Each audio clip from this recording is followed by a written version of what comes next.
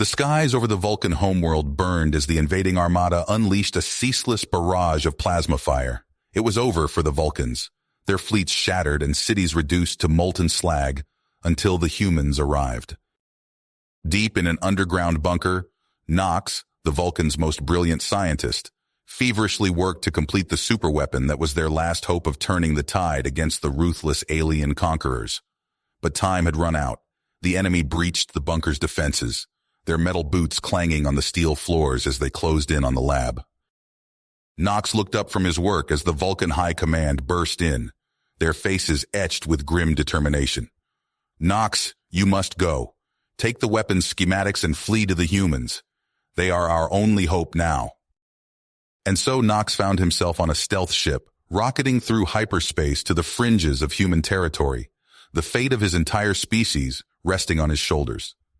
He docked with the first human vessel he came across, a nondescript cargo ship captained by an unassuming man named John James. John stared in disbelief as the alien pleaded for his help, offering advanced technology in exchange for military aid. He was torn. Humanity had long stayed out of the conflicts of the wider galaxy, content to go about their business. But the desperation in the Vulcans' eyes was undeniable. They took Nox's case to the human leadership, who were skeptical. A war with this powerful enemy could be long and costly, with no guarantee of victory. But John argued passionately that this was humanity's moment to step onto the galactic stage, to prove their mettle and forge a powerful alliance. Swayed by his conviction, they agreed, assembling a mighty battle fleet with John at its head. But when they arrived at Vulcan, they found a world in ruins. Its government collapsed and people scattered. Nox was devastated, but worked with John to rally the Vulcan resistance while frantically completing his superweapon. As human ships took up defensive positions and John instructed the Vulcans in human war tactics, a massive enemy fleet emerged from hyperspace, an armada so vast it seemed to blot out the stars. The stage was set for a desperate battle, one that would decide the fate not just of Vulcan, but of humanity as well. For if the invaders triumphed here, their insatiable hunger for conquest would surely lead them to Earth next. The future of two species hung in the balance as human and Vulcan stood united against the coming storm. The massive enemy fleet emerged from hyperspace, an armada so vast it seemed to blot out the stars. John James stood on the bridge of his flagship, his eyes narrowed as he surveyed the tactical display. The odds were stacked against them, but he refused to let that shake his perseverance. He turned to Nox, the Vulcan scientist who had become his closest ally in this fight. "Is the superweapon ready?" John asked, his voice steady despite the tension in the air. Nox nodded, his face grim. "It is, but it will take time to charge. We need to hold them off long enough for it to reach full power." John clasped Nox's shoulder, a gesture of solidarity between the two species.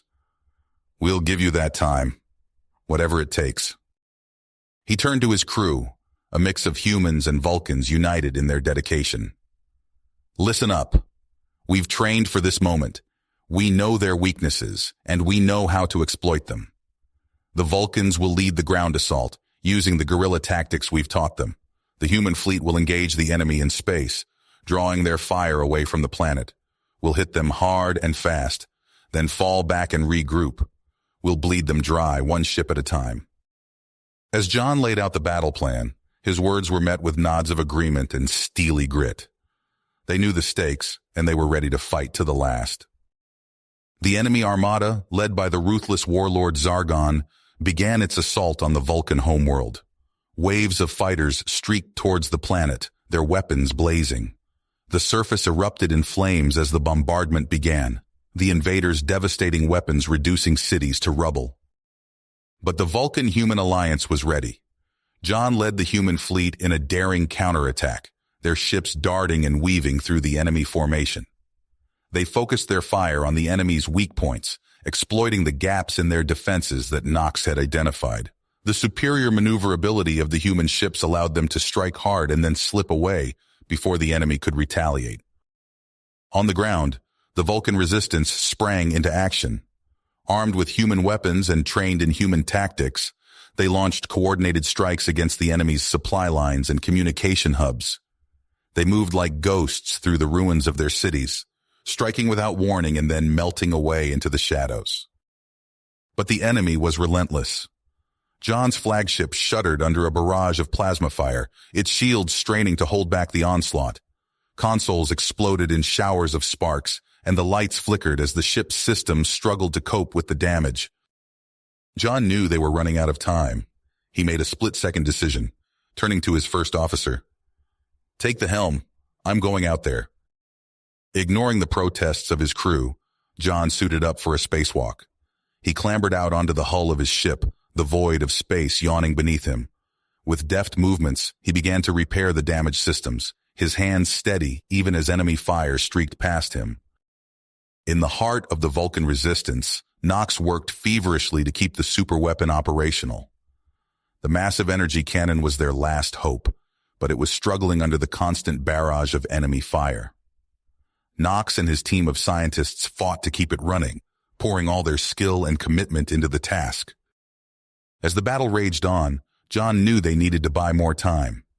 He gave the order for a risky move, a suicide mission against the enemy command ship. A small group of human and Vulcan fighters, the best of the best, volunteered for the task.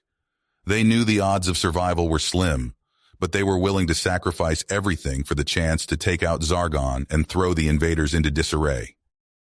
The mission was a success, but the cost was high. Many of John's friends and allies were lost, including his trusted second-in-command Lieutenant Max Donovan. John felt the weight of their sacrifice heavy on his shoulders, but he knew he couldn't let it be in vain. With Zargon dead and the enemy fleet in chaos, John seized the opportunity. He rallied the remaining ships of the Allied fleet and launched a final, all-out assault. As they charged towards the enemy, Nox's voice crackled over the comm. "The superweapon is ready. Give the word and I'll fire." John closed his eyes for a brief moment, the faces of all those who had given their lives flashing before him. "Do it." Nox fired the superweapon, a blinding beam of energy that tore through the heart of the enemy armada. Dozens of ships were destroyed in an instant, the survivors scattering in disarray. John pressed the attack, pursuing the retreating invaders with relentless purpose. He wouldn't stop until the threat was ended, once and for all. Finally, as the last of the enemy ships fled into hyperspace, the battle was over. The Vulcan homeworld was left in ruins, the scars of war etched deep into its surface.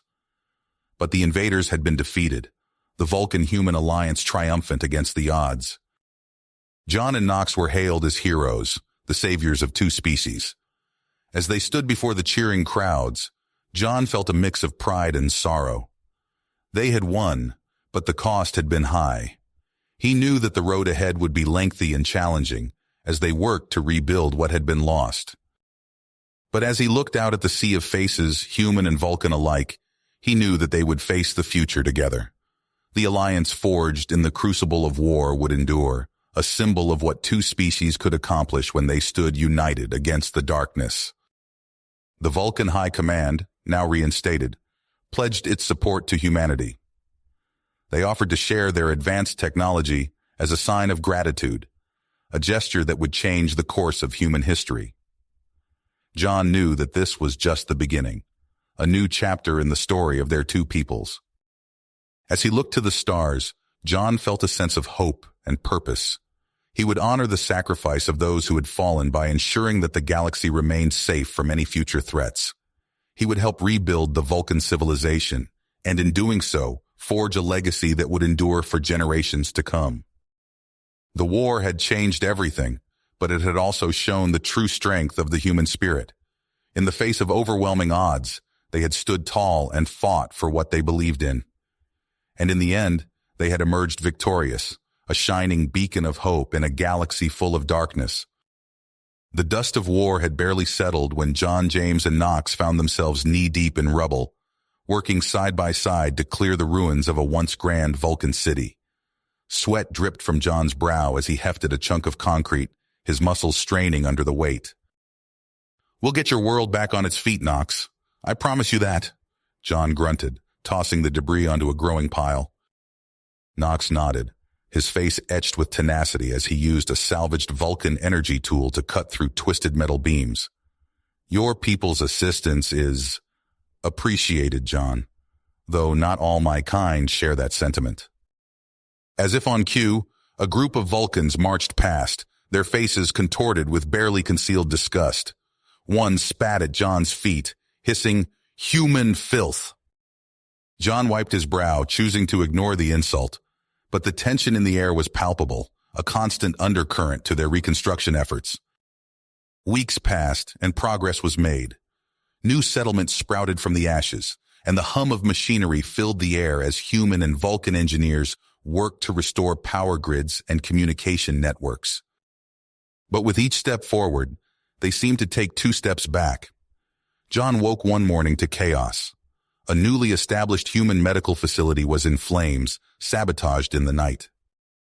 "This is the 3rd attack this week," Knox said, his voice tight with frustration as they surveyed the damage.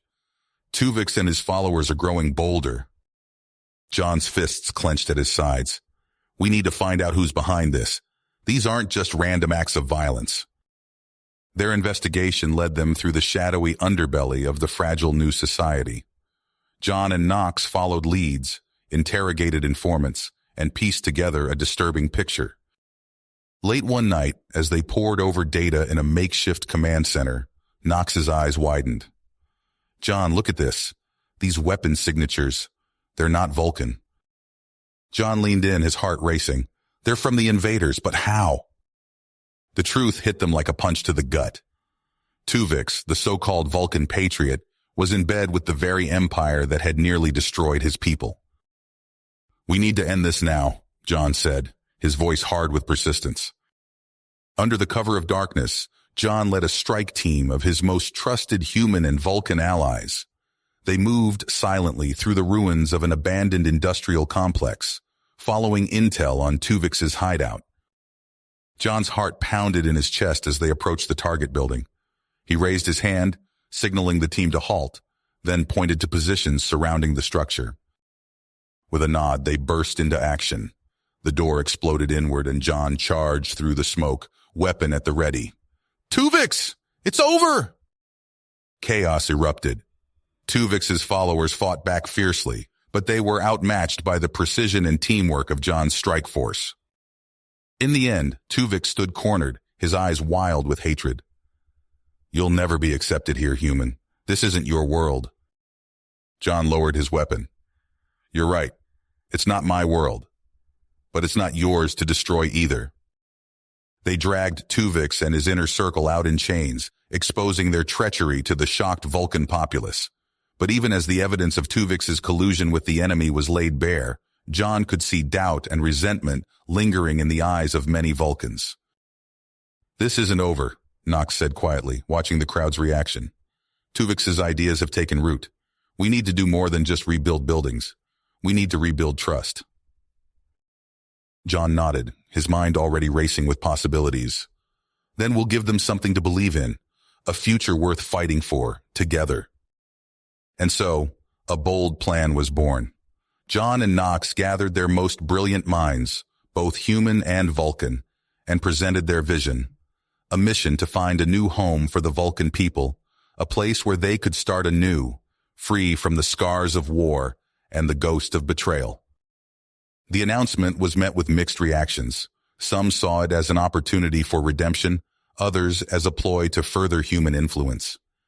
But as the massive undertaking began to take shape, even the skeptics couldn't deny the impressive display of cooperation. Months passed as their fleet of hybrid ships, crewed by both species, ventured into uncharted space. They faced countless dangers together: hostile alien encounters, treacherous cosmic phenomena, and the ever-present threat of system failures in unknown territory. Then, after what felt like an eternity of searching, they found it. A world of breathtaking beauty, with vast oceans, lush forests, and mountain ranges that pierced the clouds. John and Knox stood on the bridge of the lead ship, staring at the view screen in awe. "It's perfect," Knox breathed, his usual stoic demeanor cracking with emotion. But their elation was short-lived. As they entered orbit, their sensors detected signs of civilization on the surface. Primitive, yes, but undeniably present.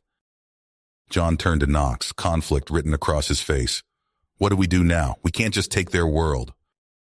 Nox's expression hardened. But we need this, John. My people need this. The weight of the decision hung heavy in the air between them. The future of the Human-Vulcan alliance and the fate of two species hung in the balance. John and Nox stood in silence, the weight of their decision hanging heavy in the air. After hours of heated debate, they knew there was only one path forward. We have to try, John, Nox said, his voice uncharacteristically soft. For the sake of my people. John nodded, his mind focused with perseverance. Agreed. We'll send in a scouting party, unarmed. We don't want to provoke them.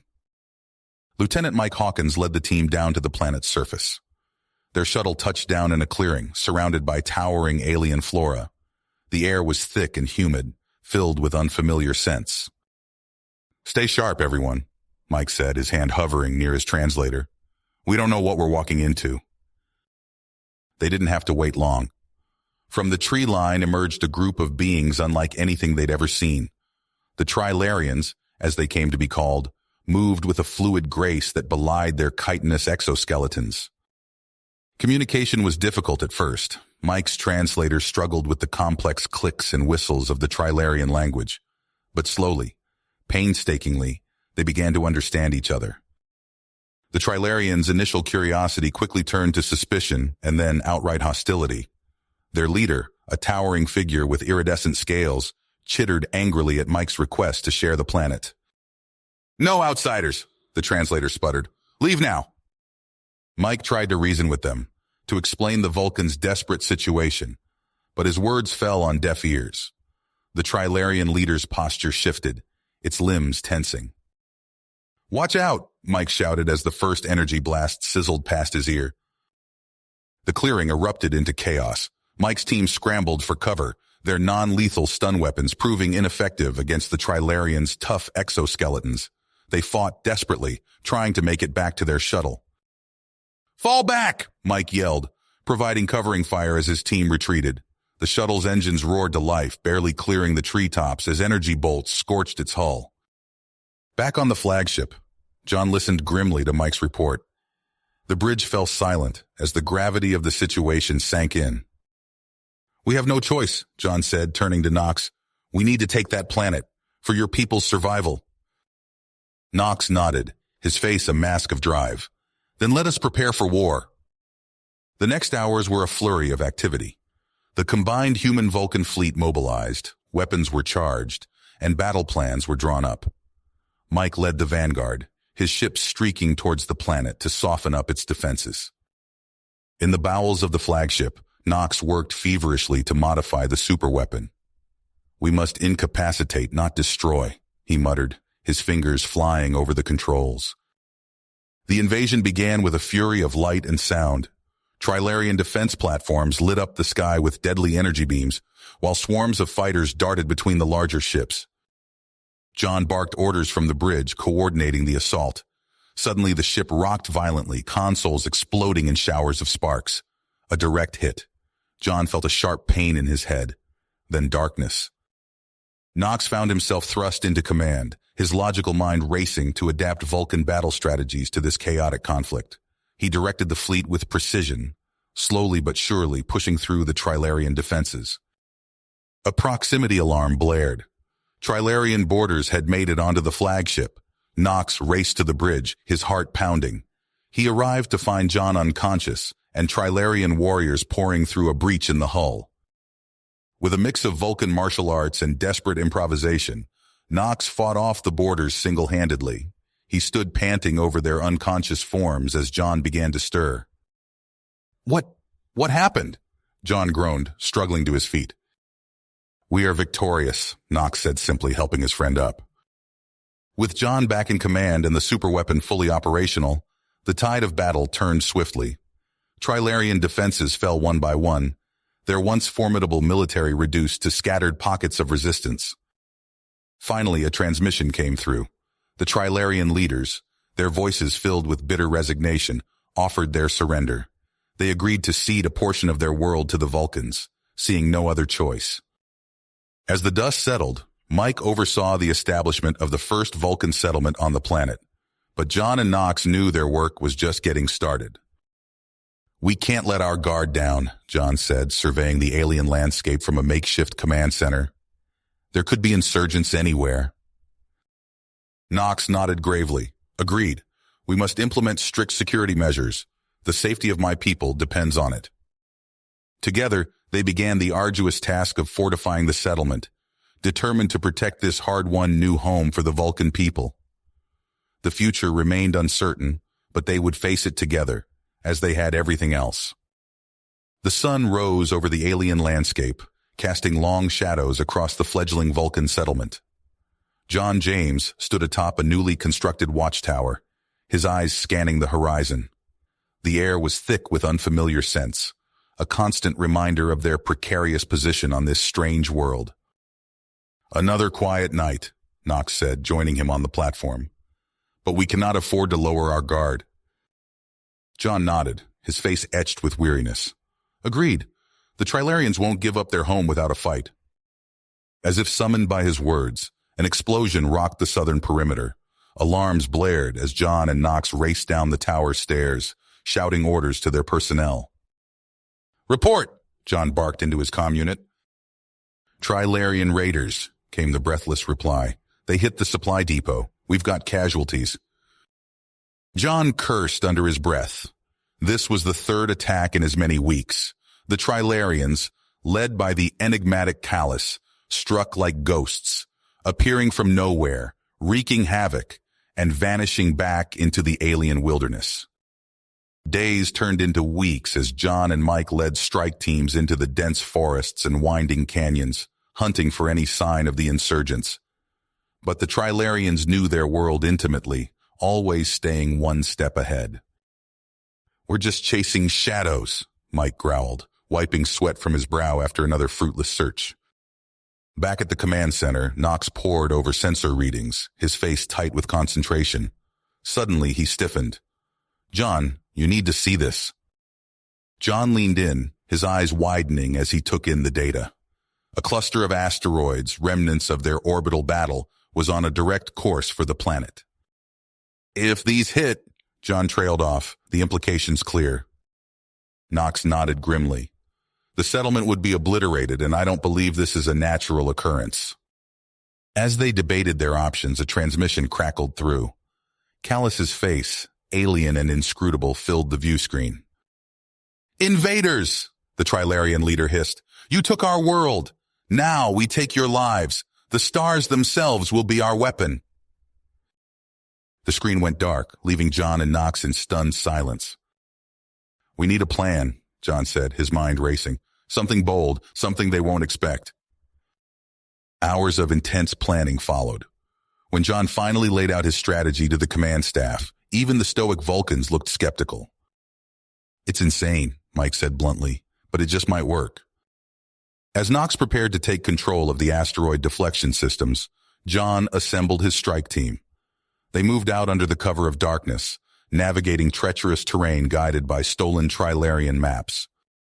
The team pushed their bodies to the limit, scaling sheer cliffs and fording icy rivers.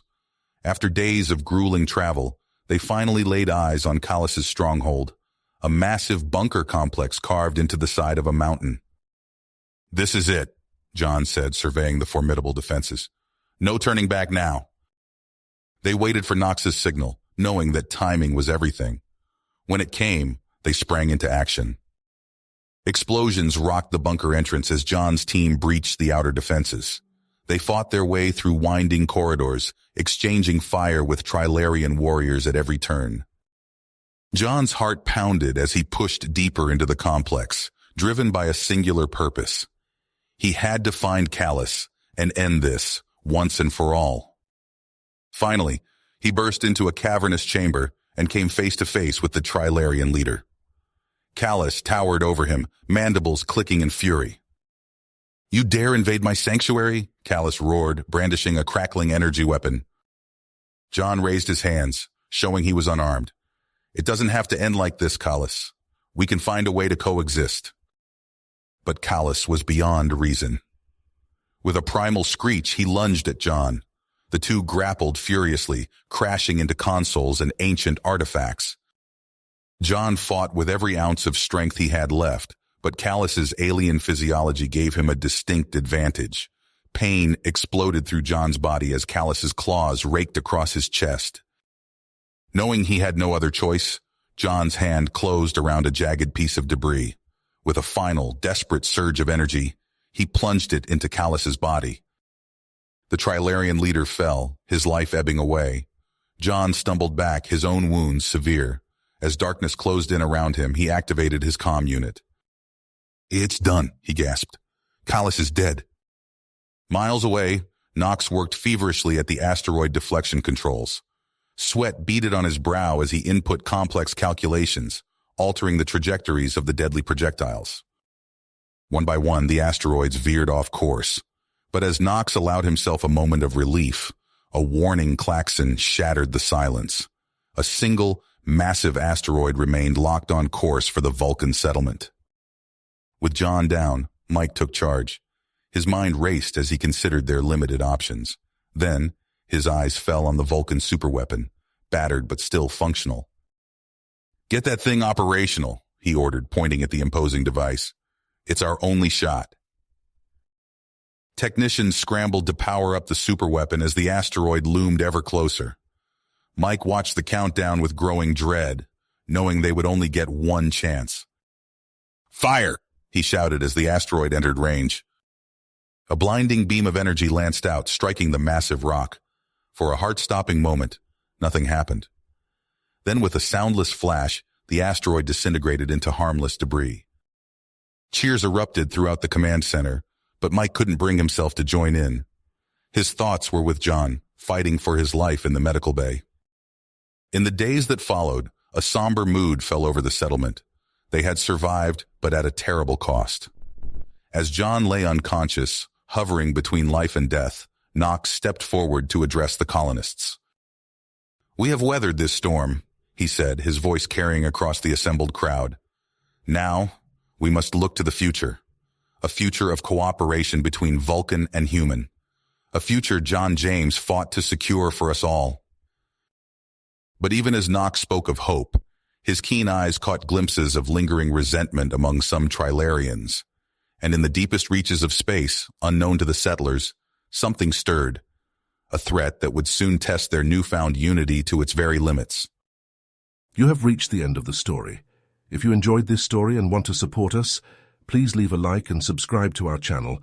And for every comment that says 88, I will heart every single one of them. Thank you for your time.